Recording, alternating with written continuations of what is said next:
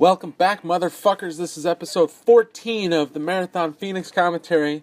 My name is Ryoko TK, and my apologies for the language. We're going to be covering the levels Positive Force and Spitstorm.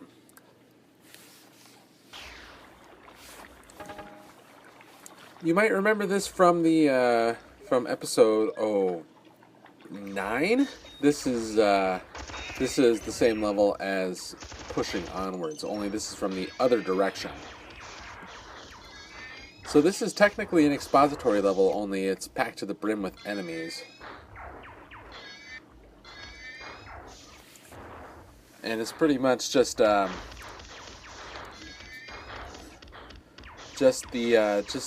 logical conclusion of any expository level in Marathon Phoenix, a scenario known for its high level of combat. There's not much to say about this level that I didn't already say already. Only that the use of exploding bobs in this level is probably something that could be counted as a dick move on my part, but I don't care. Also, I do a pretty lousy job against this Juggernaut, so I go back and heal.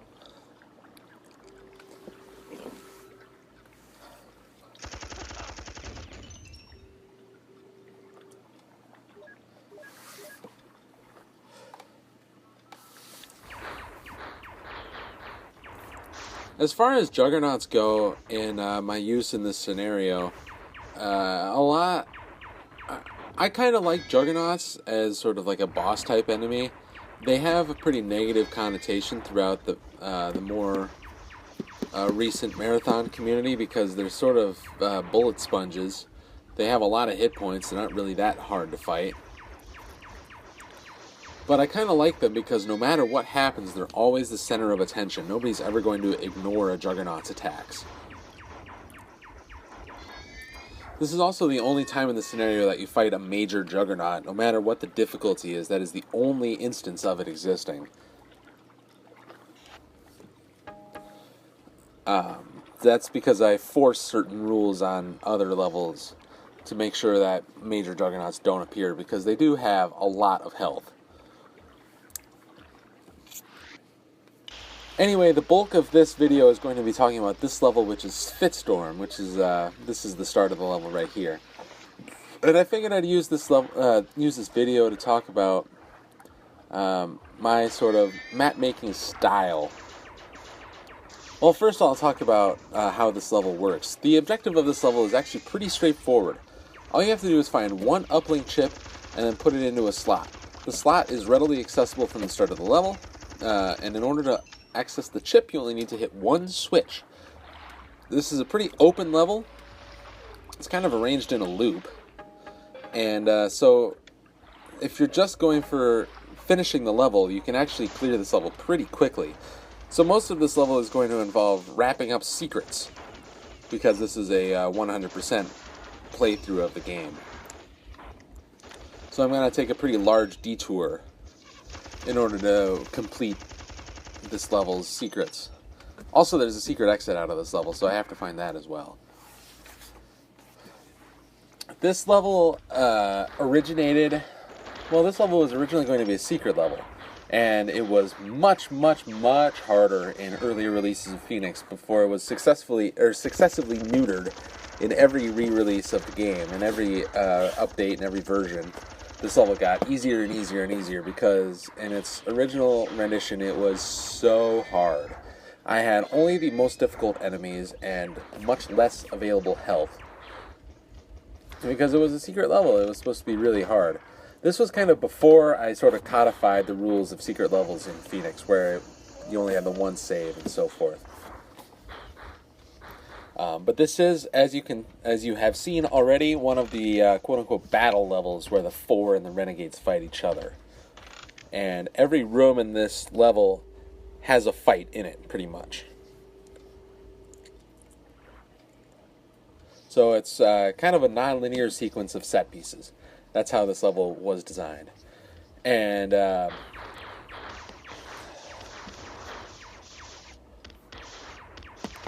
originally this level was designed, or let me backpedal. Like I said, I'm actually going to talk about the sort of mental process that I use when I make maps.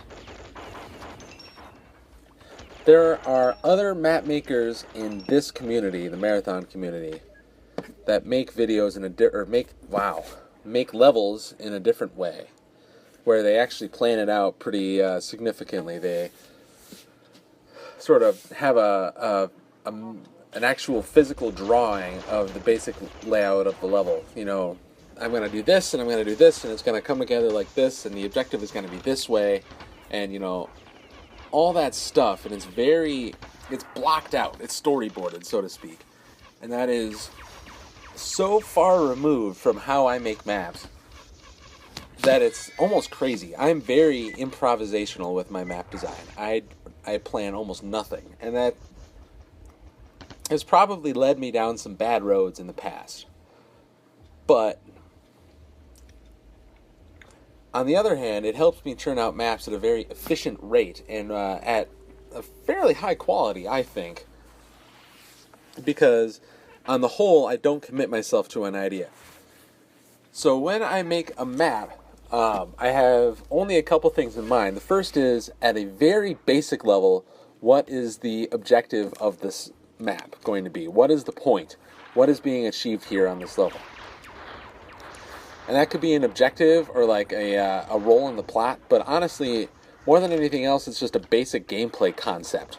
So like on this level, I wanted it to be a non-linear battle level with the Four and the Renegades. And there's going to be a lot of set pieces where these two factions fight each other. And I wanted it to be non-linear. And that's all I really had in mind. I didn't have an objective in mind. I didn't have an exit or anything like that in mind. And the other thing that I do is, in my head, I envision a start. I always have in my head sort of a concept that I'm going to that inspires the layout of the level. Because I'm very hackish. I'm very unoriginal. And so there's always some sort of inspiration that gets me to start a level. And the inspiration for this level is the last level in Marathon Infinity. And that level is Mac Sicor. And I probably mispronounced it horribly because it's one of those phony baloney Latin names, and I don't give a shit how it's actually pronounced.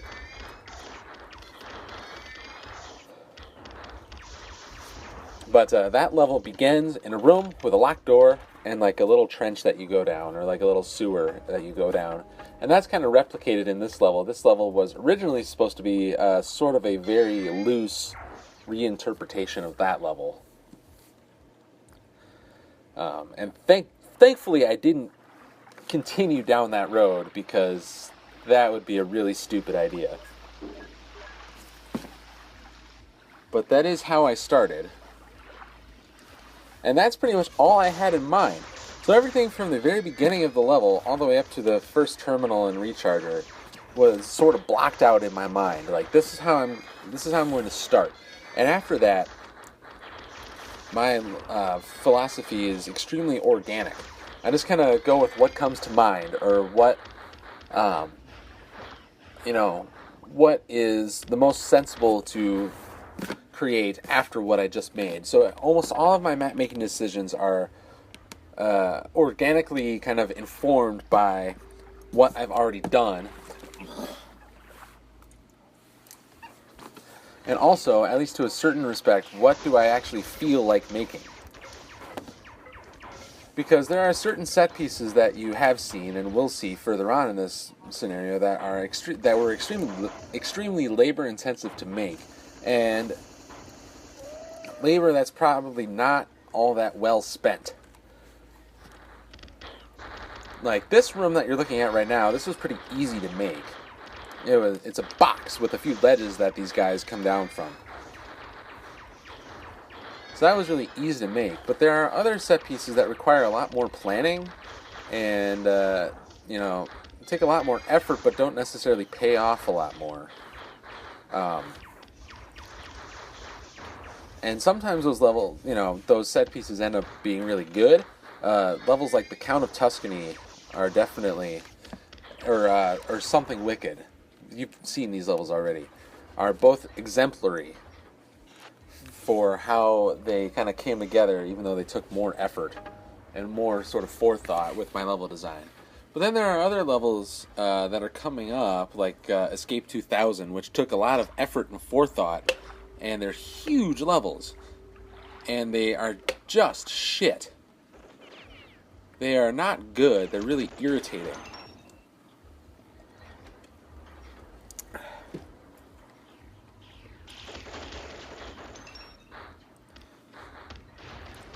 I don't, they're not, they didn't really benefit from that extra effort.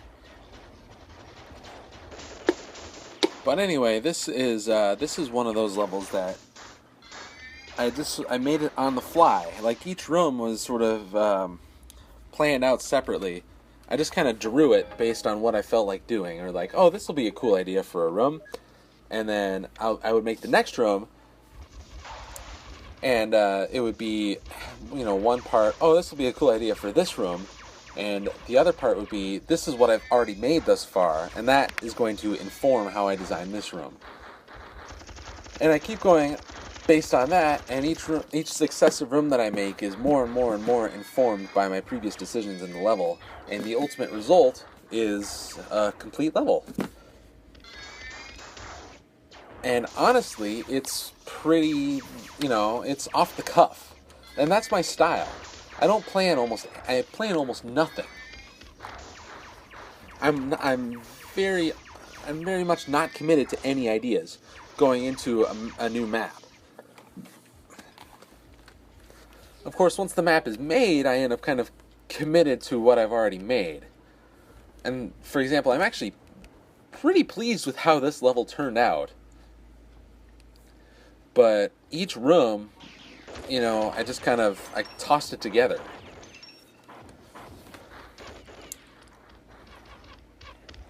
I didn't plan out this fight beforehand. And that's sort of a weakness of mine. Like, this fight could have been executed better. If you come in from that angle that I came through, you're in a tiny choke point. All the enemies sort of teleport in at the same time, and they fight each other. And you're sort of standing at the top of this narrow staircase shooting down. Could that have been executed better if I had planned it? Yes, probably. But at the same time, it was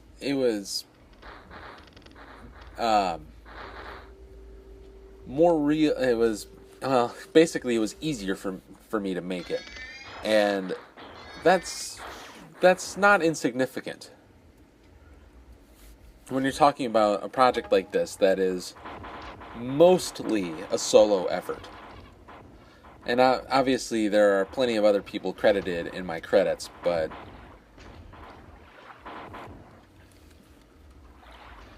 well, anyway, I'm not going to finish that thought.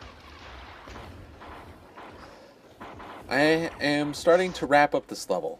I have already hit the switch that exposes the uplink chip. I am clearing out some of the more dangerous fights and packing up more of the secrets. Because as you can see, I'm only halfway through.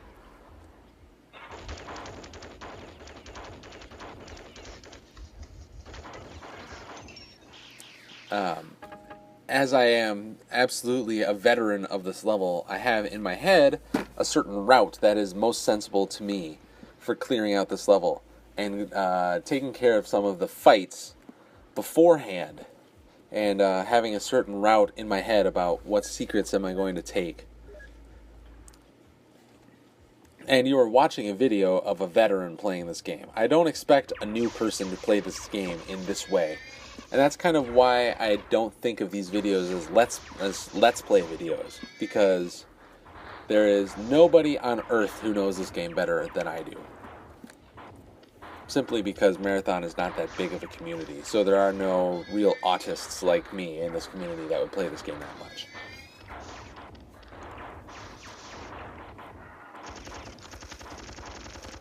But I do have a route in my head that efficiently hits all of the secrets in the orders that I need them, and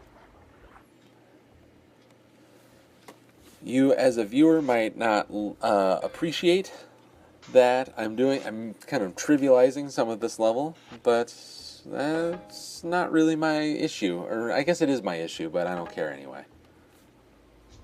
I'm just going to grab this chip and fight the last big fight, and pack up this level. There is a secret exit on this level, and I am going to take care of that shortly. It is involved in one of my least favorite secrets in the game, just because of how difficult it is to both find and also actually reach. It's one of those timed secrets.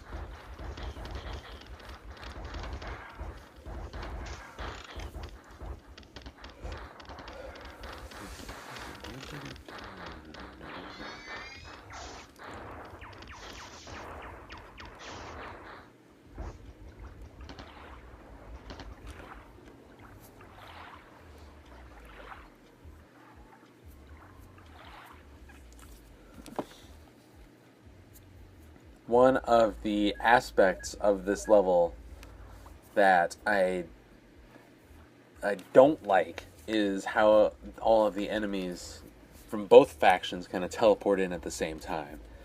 And that's probably resultant of bad planning. Because I don't plan. Like, that was basically the point of this whole episode and this whole tirade, is that I don't plan my levels out. And this is the level that kind of highlights the weakness of that, because all of the entities from both factions teleport in simultaneously.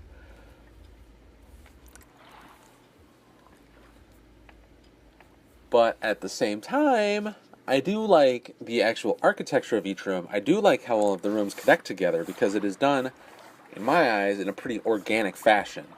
And all of the fights... I screwed this jump up, by the way. This is the secret exit, and I hate it, because it's really, really, really tightly timed.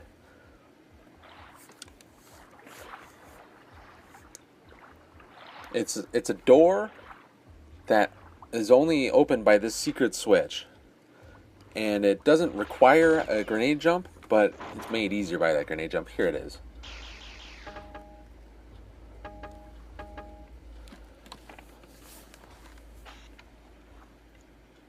Anyway, that's the episode. That's my tirade on my level design. It was sort of nonsensical, but that's how my levels work. Anyway, thanks for watching.